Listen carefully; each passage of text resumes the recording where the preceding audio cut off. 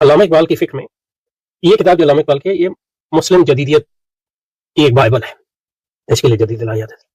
اور مسلم جدیدیت کی بنیادی فکر یہ ہے کہ مغرب کو غلبہ اس لیے حاصل ہوا کہ اس نے سائنس اور علم اور ٹیکنالوجی میں ترقی کی، یہ پہلی بات۔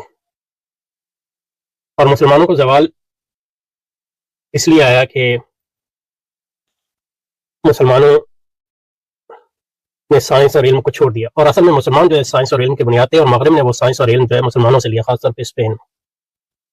تو اس لیے ان کے لیے یہ اہم ہے ثابت کرنا کہ سائنس اور ٹیکنالوجی اور مغرب میں جو بھی اچھی چیزیں ہیں اس کی بنیادیں ہمیں اسلام میں ملتی ہیں۔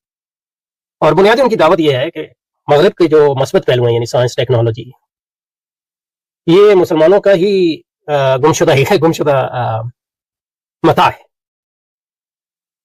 تو اس لیے مسلمانوں کو اپنے